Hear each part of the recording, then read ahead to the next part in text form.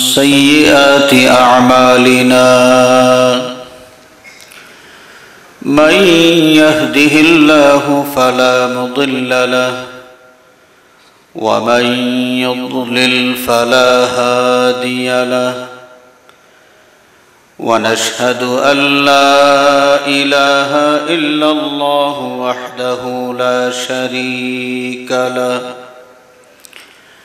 ونشهد أن سيدنا ونبينا وشفيعنا وحبيبنا ووسيلتنا ومولانا محمدًا عبده ورسوله صلى الله عليه وعلى آله وأصحابه أرسله الله بالحق بشيرا ونذيرا وداعيا إلى الله بإذنه وسراجا منيرا أما بعد فقد قال الله تعالى في كلامه القديم والفرقان الحميد أعوذ بالله من الشيطان الرجيم بسم الله الرحمن الرحيم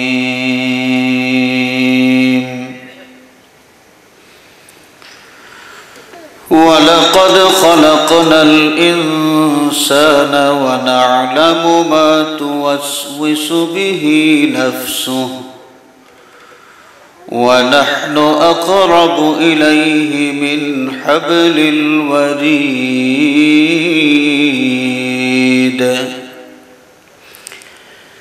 إذ يتلقى المتلقيان عن اليمين وعن الشمال قعيد ما يلفظ من قول إلا لديه رقيب عتيد وفي مقام آخر قال الله عز وجل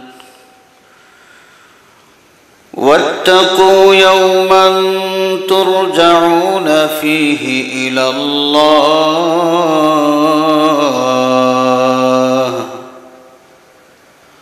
وفي مقام آخر قال الله عز وجل ألهاكم التكاثر حتى زرتم المقابر صدق الله العظيم وصدق رسوله النبي الأمين الحبيب الكريم وقال الله عز وجل في شان حبيبه مخبرا وآمرا إن الله وملائكته يصلون على النبي يا أيها الذين آمنوا صلوا عليه وسلموا تسليما بسم الله والحمد لله الصلاة والسلام عليك يا رسول الله بسم الله والحمد لله الصلاة والسلام عليك يا رسول الله بسم الله والحمد لله الصلاة والسلام عليك يا رسول الله اللهم सल्ली अला सय्यिदिना मौलाना मुहम्मद व अला आलि सय्यिदिना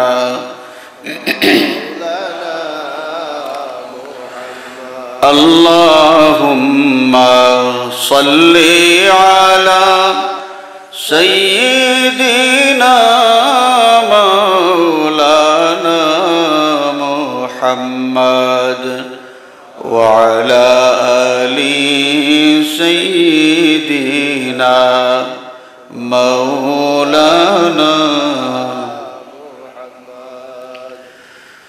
ज़ुल्मत कुफ्र ज़लालत जब जहां में छा गई, नूर आलम नूर का मंजर मदीना बन गया। अल्लाहुम्मा सल्ली अला सय्यिदिना मौलाना मुहम्मद व अला आलि सय्यिदिना।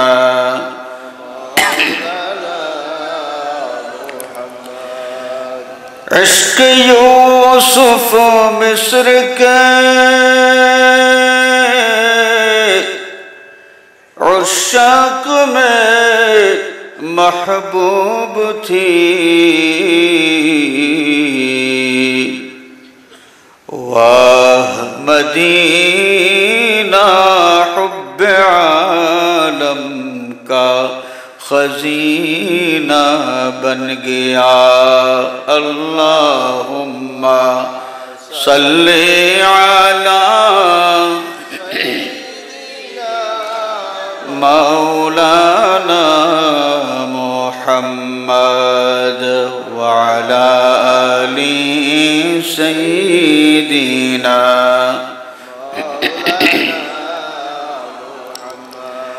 बलगल उला बिकमालिही कशफत दुजा बिजमालिही हसनत जमीउ खिसालिही सल्लु अलैहि व आलिहि। बलगल उला बिकमालिही कशफत दुजा बिजमालिही हसनत जमीउ खिसालिही सल्लु अलैहि। या रहमतल लिल आलमीन अंत शफीउल मुज़निबीन। या रहमतल लिल आलमीन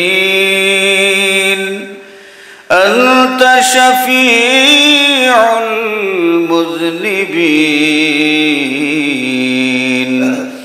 अकरिम लना यौमल हज़ीन फ़ज़लन व जूदन वल करमी। बलगल उला बिकमालिही कशफत दुजा बिजमालिही हसनत जमीउ खिसालिही सल्लु अलैहि।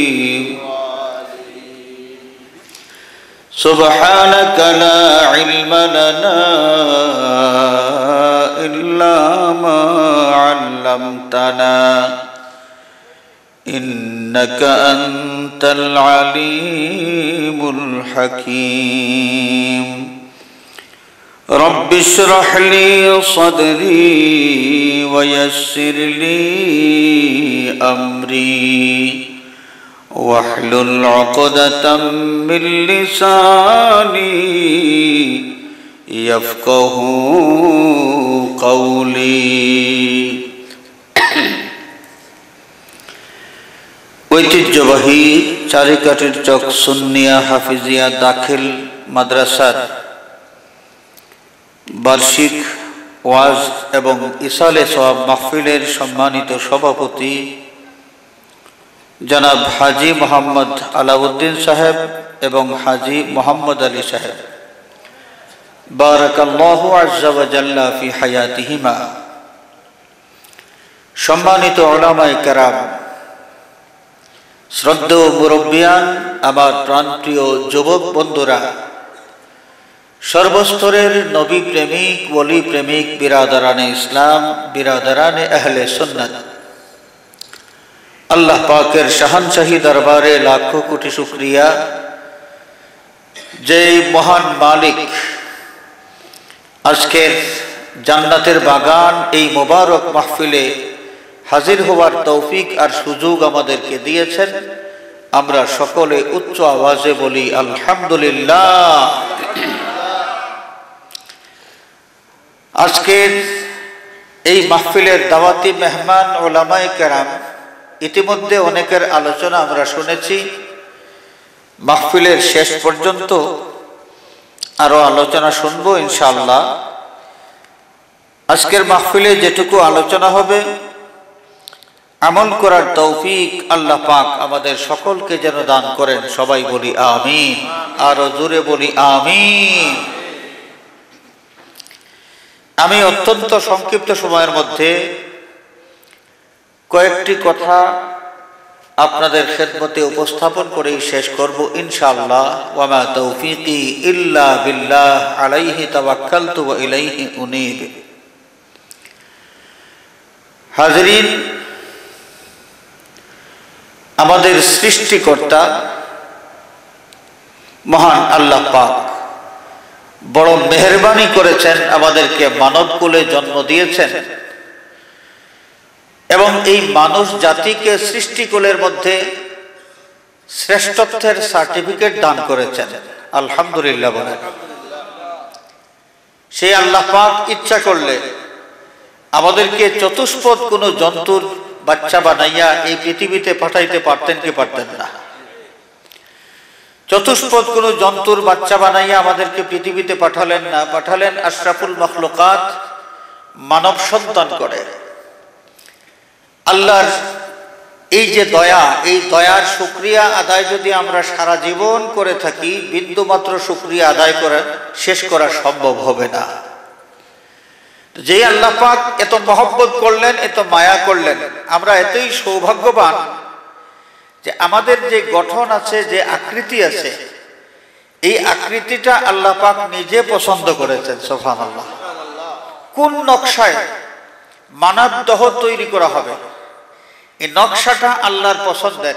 হাদিস শরীফের মধ্যে এসেছে, নবী করিম সাল্লাল্লাহু আলাইহি ওয়াসাল্লাম ইরশাদ ফরমান যে খালাকাল্লাহু আদামা আলা সূরাতিহি, আল্লাহ পাক আদমকে সৃষ্টি করেছেন আল্লাহর পছন্দনীয় সূরতে। সুবহানাল্লাহ।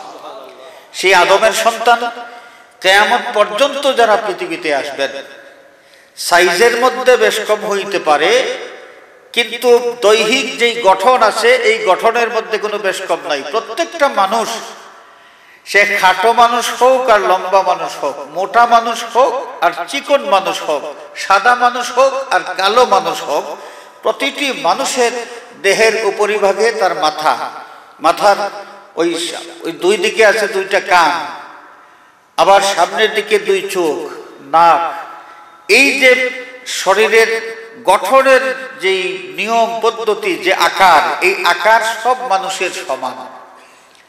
আর এই যে গঠনটা আমাদের, এই যে নকশা, আমাদের বডির যে নকশা, এই নকশাটা আল্লাহ রাব্বুল আলামিন নিজে পছন্দ করেছেন। সুবহানাল্লাহ। একজন মানুষ খাওয়া দাওয়া করার যে স্টাইল, যে সিস্টেম আল্লাহ পাক মানুষকে দিয়েছেন, আমরা সকলেই জানি যে খাবারের পাত্রে নিজে মুখ লাগাইয়া খাইতে হয় না, খাবারের পাত্রে নিজে মুখ লাগাইয়া খাইতে হয় না, হাত দিয়া খাবার গ্রহণ করি।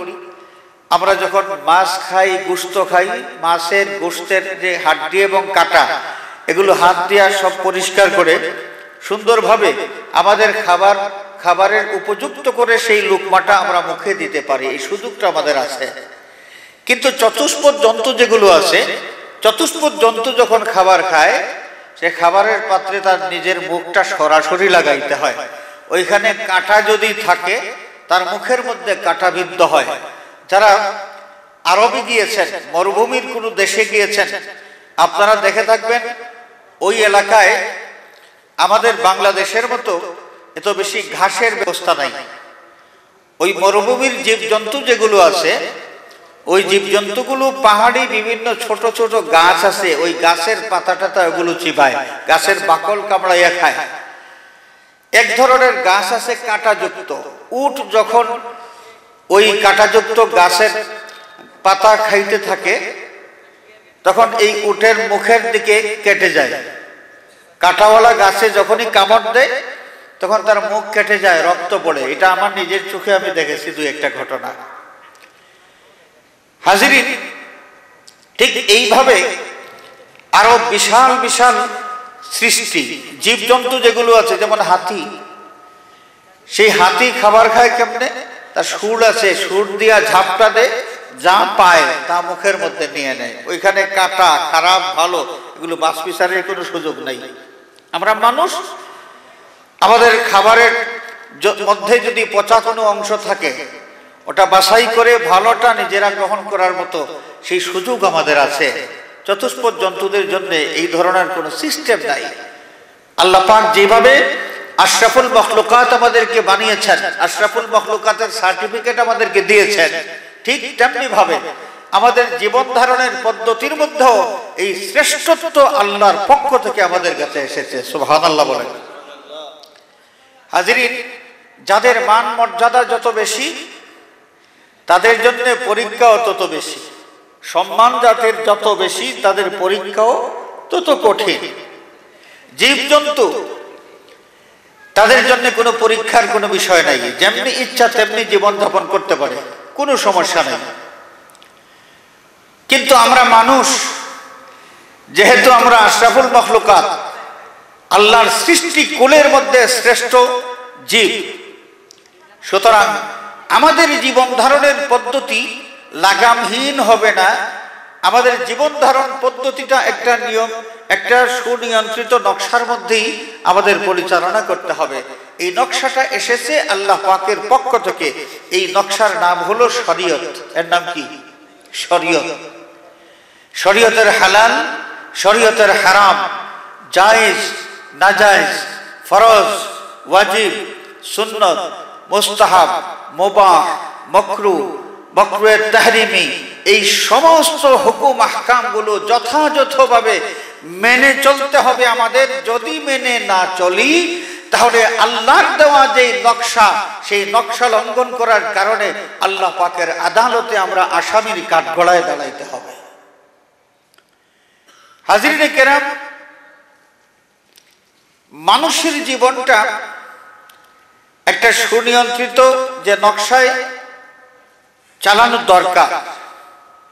এই জন্য আল্লাহ রাব্বুল আলামিন নবী রাসূলের মাধ্যমে, বিশেষ করে আমরা আখিরি জামানার নবীর উম্মত যারা, আমাদের জন্য আল্লাহ রাব্বুল আলামিন নবী কুলের সরদার, ইমামুল আম্বিয়া, নবিয়ুল আম্বিয়া, রাহমাতুল লিল আলামিন, হাউজে কাউসারের মালিক, মাকামে মাহমুদের অধিকারী, শফিউল মুজনিবিন আহমদ মুস্তাফা মুহাম্মদ মুস্তাফা সাল্লাল্লাহু আলাইহি ওয়াসাল্লামকে পথ প্রদর্শক হিসেবে আমাদেরকে দান করেছেন। সৌভাগ্যবান আমরা এই শানওয়ালা নবীর উম্মত হওয়ার জন্য আল্লাহর দরবারে দরখাস্ত পেশ করতে হয় নাই।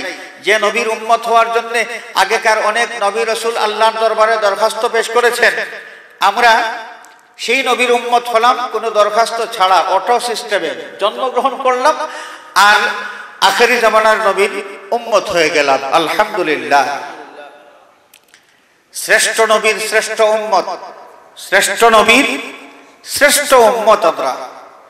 সুতরাং দুনিয়ার কোন ধর্মের মানুষ কেমন চললো না চললো সেই দিকে তাকানোর দরকার নাই। প্রথমে আমরা নিজেদের দিকে তাকাই।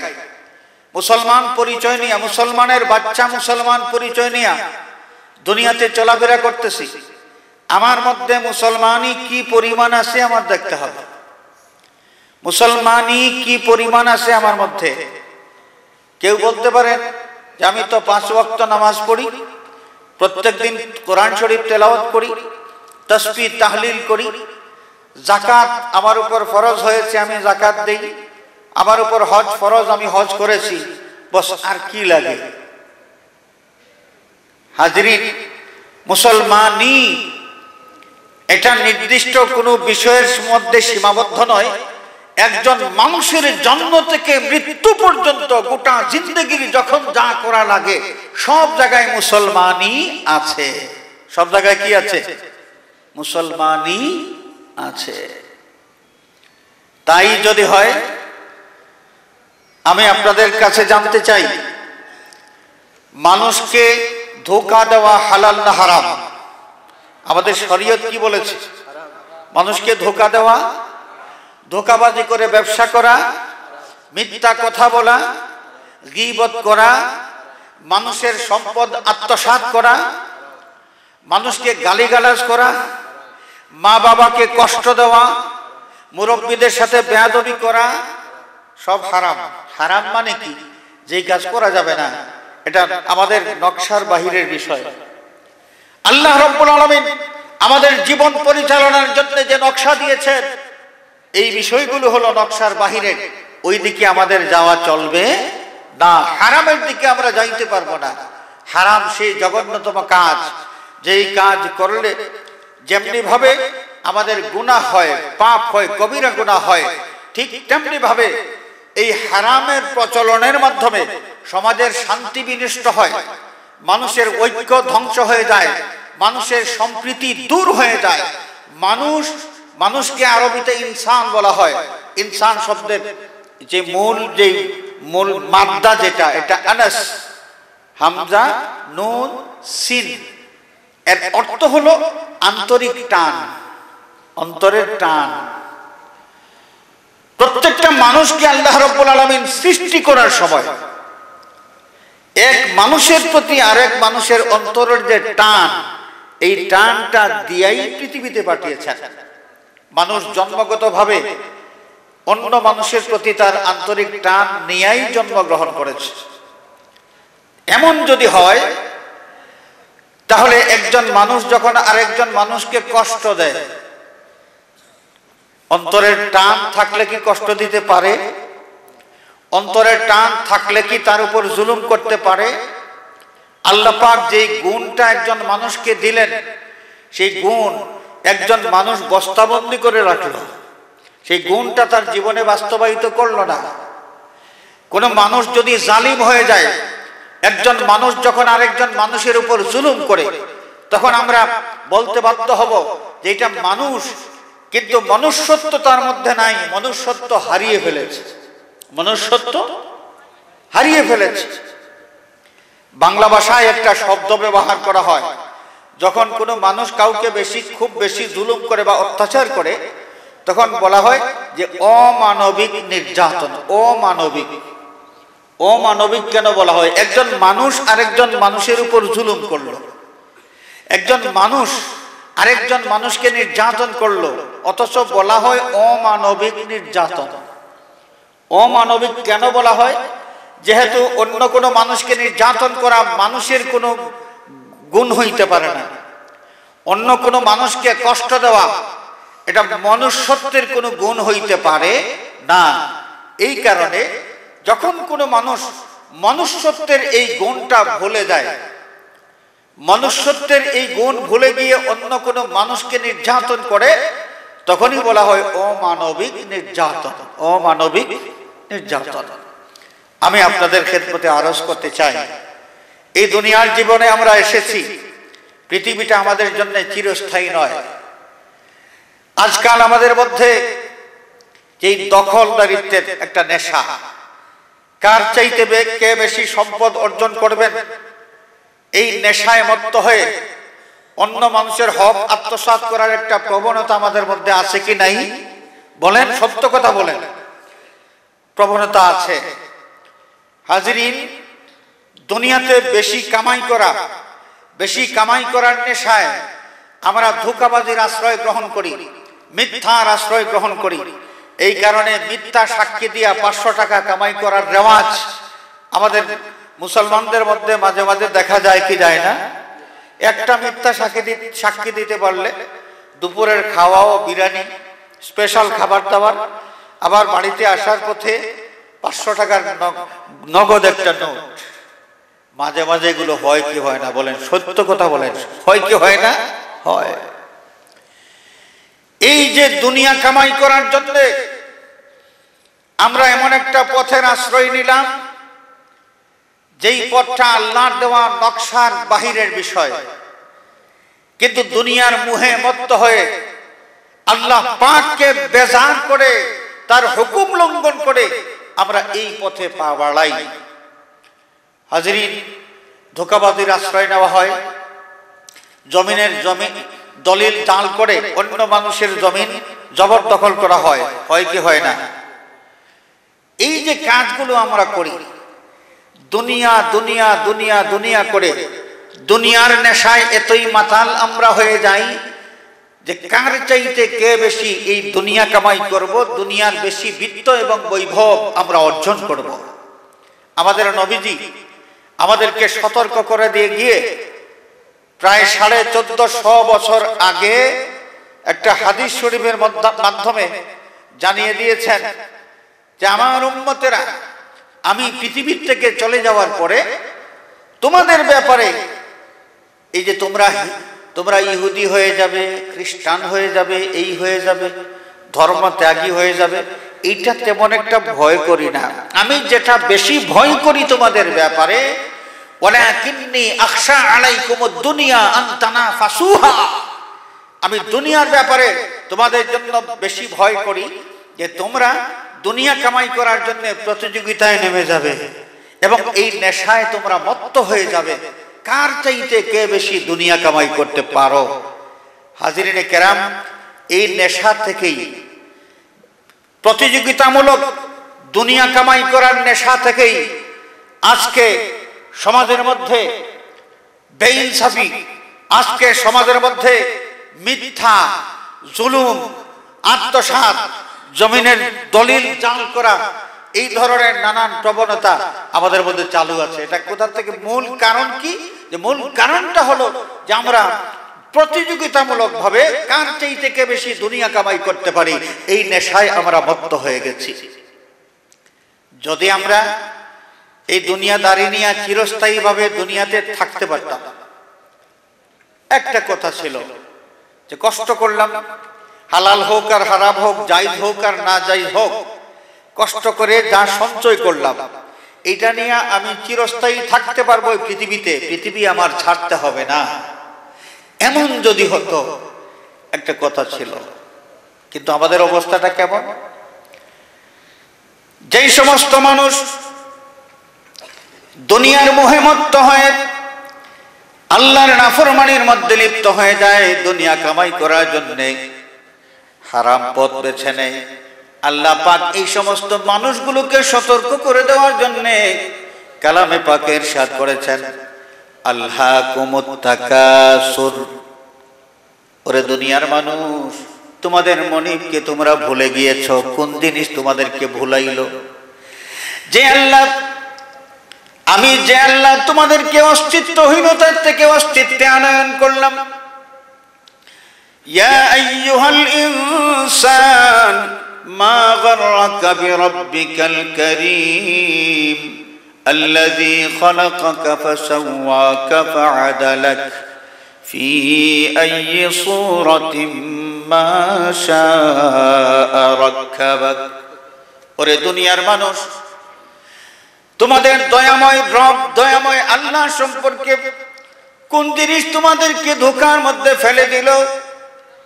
যে আল্লাহ তোমাদেরকে সৃষ্টি করলেন, তোমাদের মায়ের গর্ভে তোমাদের অঙ্গ প্রত্যঙ্গ পূর্ণতা দান করলেন, কোন অঙ্গের সাথে কোন অঙ্গ জোড়া দেওয়া দরকার, যথাস্থানে অঙ্গগুলো জোড়া দিয়া সুন্দর একটা আকৃতি দিয়া তোমাদেরকে পৃথিবীতে পাঠালেন।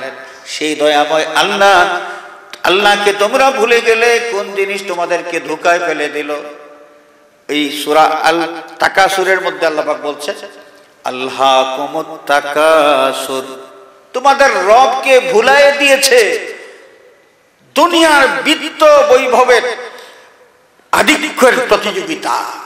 কে কার চাইতে বেশি দুনিয়া কামাই করতে পারো, এই প্রতিযোগিতাটা তোমাদেরকে তোমাদের আল্লাহ ভুলাইয়ে দিয়েছে।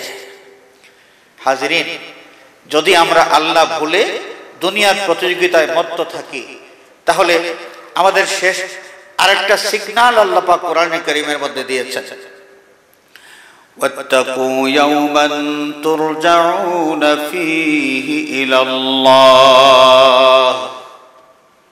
দুনিয়ার মানুষ, তোমরা সেই দিনকে ভয় করো যেই দিন আবার তোমাদের রব আল্লাহ রাব্বুল আলামিনের দরবারে তোমাদের হাজির হওয়া লাগবে। ওই দিনকে ভয় করতে হবে কেন? তার কারণ কি? সুম্মা লাতুসআলুন্না ইয়াওমাইযিন আনিন নাঈম। আল্লাহর আদালতে হাজির হওয়া লাগবে, এবং এই পৃথিবীতে থাকা অবস্থায় আল্লাহ পাক দয়া করে যত নিয়ামত আমাদেরকে দান করেছেন, সমস্ত নিয়ামত সম্পর্কে প্রশ্ন করা হবে আল্লাহর দেওয়া নিয়ামত সম্পর্কে। আল্লাহর দেওয়া নিয়ামত কি পরিমাণ আমাদের প্রতি আছে, গণনা করে আমরা শেষ করতে পারবো? ওয়া ইন তাউদ্দু নি'মাতাল্লাহি লা তুহসুহা। আল্লাহর নিয়ামত তোমরা যদি গণনা করতে শুরু করো, গণনা করে এর সীমানা তোমরা খুঁজে পাবে না। সুবহানাল্লাহ বলেন। নিয়ামত আমাদের ঘর বাড়ি, বাগান, ক্ষেত খামার, ব্যবসা বাণিজ্য, অনেক কিছুই তো আছে, ওই দিকে যাওয়ার দরকার নাই। আল্লাহর কি পরিমাণ নিয়ামত আমাদের কাছে আছে। একজন মানুষ তার 3.5 হাত বডি নিয়ে যদি চিন্তা করে, দূরে যাওয়ার দরকার নাই, তার ফসলের বাগান হিসাব করার দরকার নাই, তার গরু কয়টা আছে হিসাব করার দরকার নাই, মার্কেটে দোকান কয়টা আছে হিসাব করার দরকার নাই। সেই হিসাবটা শুরু করুক প্রথম তার 3.5 হাত বডির মধ্যে, পা থেকে মাথা পর্যন্ত এই অঙ্গ প্রত্যঙ্গ, এগুলোর মধ্যে আল্লাহর কি পরিমাণ নিয়ামত আছে। একজন মানুষ যদি সঠিকভাবে চিন্তা করে, তাহলে ওই মানুষটা কখনো আল্লাহর নাফরমানির দিকে যাইতে পারে না, তার বিবেক তাকে বাধা দিবে। আমরা এই বিষয় নিয়ে চিন্তা করি না। আল্লাহ পাক আমাদেরকে চিন্তাশীল বানিয়ে পৃথিবীতে পাঠিয়েছেন, কিন্তু আমরা দুনিয়ার নানান কিছু নিয়ে চিন্তা করতে পারি, আসল বিষয় আমরা ভুলে যাই। 3.5 হাত বডি নিয়ে যদি আমরা চিন্তা শুরু করি, আমার মতো কত মানুষ বিছানায় গড়াগড়ি খাচ্ছে, শোয়ার থেকে বসতে পারে না, আরো 3 জন টেনে ধরে তারপর তাকে বসাইতে হয়। আমার মতো কত মানুষ পঙ্গু হয়ে ঘরে বসে আছে। এই সুন্দর জান্নাতের বাগান সাজানো হয়েছে, আমরা আসতে পেরেছি, কিন্তু ওই লোকগুলো বিছানায় বসে বসে আফসোস করতেছে যে আমার ওই মাহফিলে যাওয়ার মতো ক্ষমতা তো নাই, শক্তি নাই, শারীরিক যোগ্যতা নাই। ওই লোকগুলোর দিকে আমরা তাকাই, চিন্তা করি। অন্ধ মানুষ, যাদের দৃষ্টি শক্তি নাই, সেই মানুষগুলো আফসোস করে। এই সুন্দর পৃথিবী আল্লাহ পাক সৃষ্টি করেছেন, আমরা নয়ন ভরে সব দেখতে পাই, কিন্তু অন্ধ মানুষগুলো এই সুন্দর উপভোগ করা থেকে তারা বঞ্চিত। নিজের ইচ্ছায় যেদিকে ইচ্ছা সেখানে যাইতে পারে না। আর 3 জন মানুষ, 1 জন মানুষ, 2 জন মানুষের হাত ধরে ধরে তার চলতে হয়, কিন্তু আমরা স্বাধীনভাবে চলাফেরা করতে পারি। আল্লাহ পাক এই যোগ্যতা আমাদেরকে দিয়েছেন। প্রত্যেকটা মানুষ আমরা যদি এই বিষয়গুলো নিয়ে চিন্তা করি, তাহলে আল্লাহ পাকের কত দয়া আমাদের প্রতি, আল্লাহর দয়া সম্পর্কে আমরা কিছু উপলব্ধি করতে পারবো, এবং আল্লাহর দয়া যত বেশি উপলব্ধি করতে পারবো, আল্লাহর গোলামির দিকে আমরা তত বেশি উৎসাহিত হব। আমরা এই আসল বিষয়গুলো ভুলে যাই, এই নিয়ে চিন্তা করার সুযোগ পাই না। চিন্তা করি কেমনে? যে চিন্তা করি আমরা কি করে ভালো মালের সাথে পচা মাল ঢুকাইয়া কাস্টমারকে ধরাইয়া দেওয়া যায়। আমরা চিন্তা করি কি করে যে 9টা থেকে 5টা পর্যন্ত ডিউটি করার কথা, যত ঘন্টা কাজ করতে হয় 8 ঘন্টা কাজের মধ্যে কি করে 5 ঘন্টা কাজ করার মাধ্যমে দিনটা পার করে দিতে পারি, এই ধান্দা, এই চিন্তা আমরা করি। চিন্তা শক্তি আমরা এই দিকে লাগাই।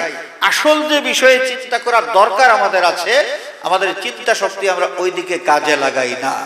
হাজিরিনে কেরাম, মনে রাখতে হবে, দুনিয়ার জীবনে যাই করি, এই পৃথিবীতে আমরা চিরস্থায়ী কেউ নই। পৃথিবীর থেকে সবাই চলে গেছেন।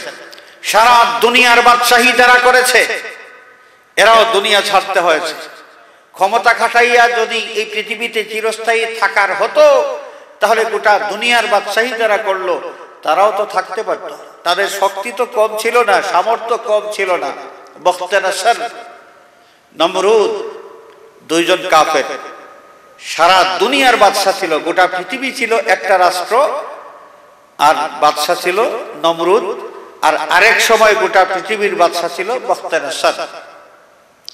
দুইজন ইমানদার, একজন সাইয়্যিদুনা হযরতে সুলাইমান আলাইহিস সালাম, গোটা পৃথিবীর বাদশাহ ছিলেন। গোটা পৃথিবী ছিল একটা রাষ্ট্র। এই ভৌগোলিক যে খণ্ড খণ্ড খণ্ড খণ্ড যে রাষ্ট্র, এটা ছিল না, গোটা দুনিয়া ছিল এক রাষ্ট্র। রাষ্ট্রের বাদশাহ হযরতে সুলাইমান আলাইহিস সালাম। আরেকজন ইমানদার ইস্কান্দার, জুলকারনাইন। এই জুলকারনাইন গোটা পৃথিবীর বাদশাহ।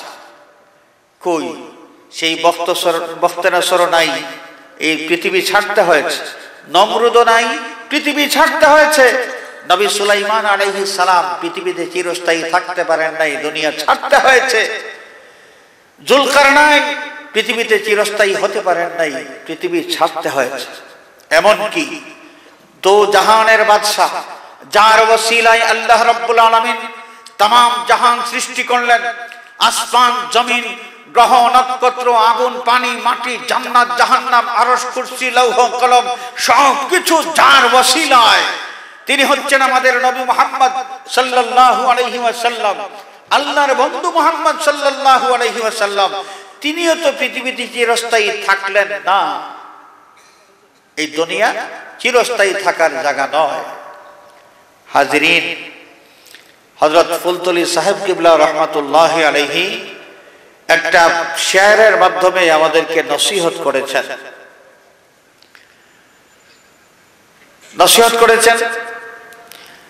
रहमते आलम जहां को छोड़कर जब चल गई, बंद गठूरी चल मुसाफिर तो शवो सामान का। रहमतुल्लिल आलमीन मुहम्मद सल्लल्लाहु अलैहि वसल्लम এই পৃথিবী ছেড়ে চলে গিয়েছেন, পৃথিবীতে চিরস্থায়ী থাকেন নাই। সুতরাং দুনিয়ার জিন্দা মানুষ যারা তোমাদেরকে বলে দেয় তোমরা ওই দুনিয়া ছাড়তে হবে, দুনিয়া ছাড়ার পরে যে ঠিকানায় তোমরা যাবে সেই ঠিকানার জন্য কিছু সামান সম্পদ এই দুনিয়াতে থাকা অবস্থায় তোমরা সঞ্চয় করো। সুন্দরভাবে আমাদেরকে নসিহত করেছেন। बाकी न रहे दुनिया में कोई शाही शहनशाह का, रह गया दुनिया में बाकी नाम है अल्लाह का, रह गया दुनिया में बाकी नाम है अल्लाह का। পৃথিবীতে কত বাদশা, কত প্রভাবশালী মানুষ, কত রাজা রাজত্ব করেছেন, যাদের প্রবল শক্তি ছিল, সামর্থ্য ছিল, কিন্তু কেউ পৃথিবীতে চিরস্থায়ী থাকতে পারল না।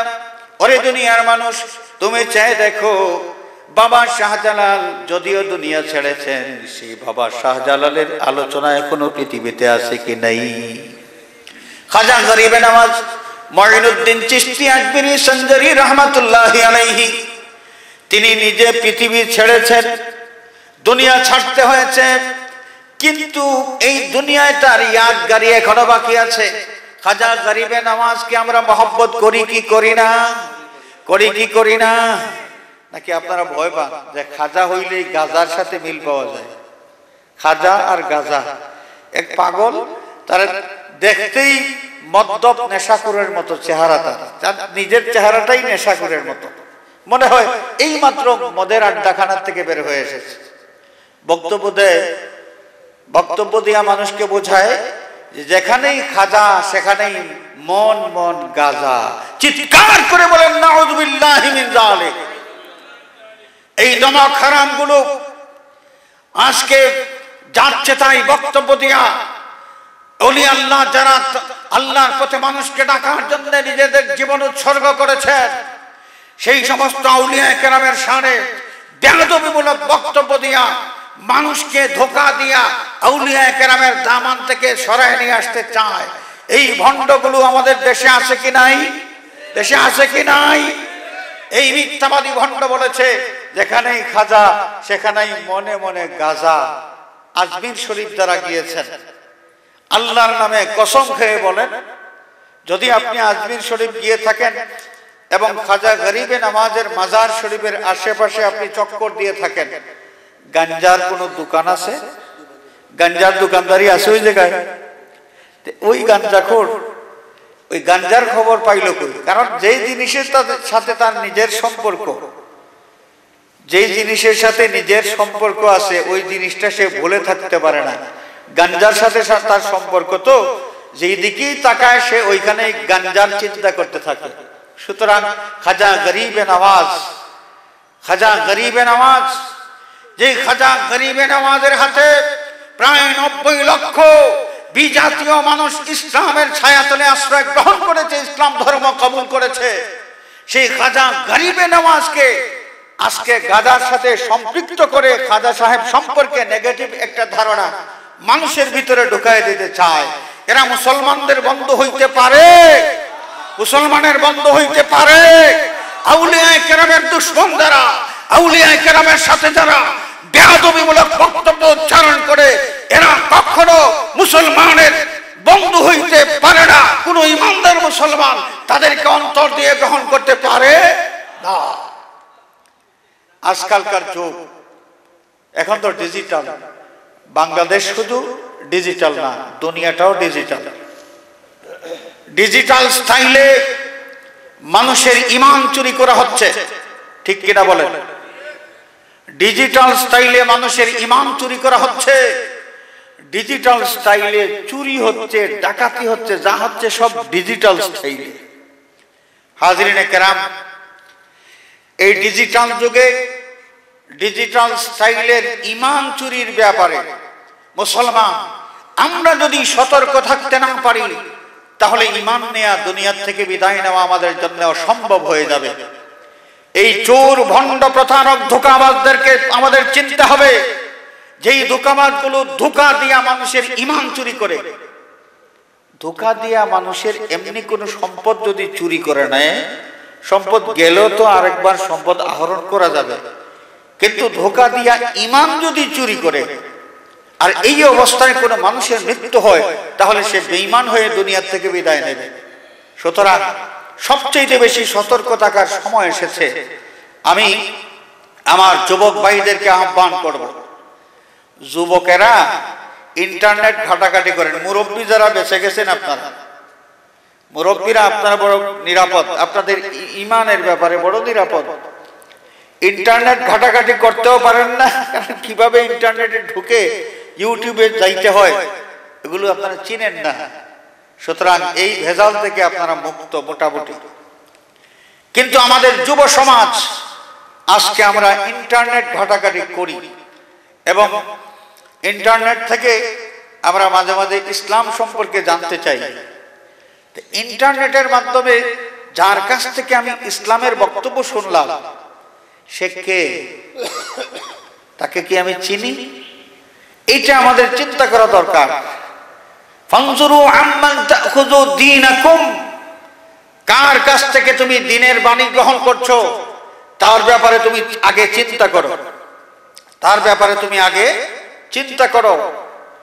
কারণ মুসলমানের রূপ ধরে মানুষকে ধোঁকা দিতে পারে এই ধোঁকাবাজেরা আমাদের নবীজির যুগেও ছিল, আমাদের নবীর যুগেও ছিল, পরবর্তী যুগেও ছিল। আপনারা জানেন নুরউদ্দিন জঙ্গি রহমাতুল্লাহ আলাইহি, তার যুগে দুইজন ইহুদি রাসূল পাক সাল্লাল্লাহু আলাইহি ওয়াসাল্লামের জিসিম মোবারক চুরি করার জন্য চক্রান্ত শুরু করলো। আল্লাহর হাবিবের জিসিম মোবারক রওদায়ে আতহারে আছে, আমাদের নবী জিন্দা নবী রওজা শরীফে আছেন। নবীজির জিসিম মোবারক চুরি করার জন্য তারা মদিনা শরীফ হাজির হলো এবং আস্তে আস্তে তাদের কাজ তারা শুরু করে দিল। আমাদের নবী রওজা শরীফে আছেন কি নাই? আছেন কি নাই?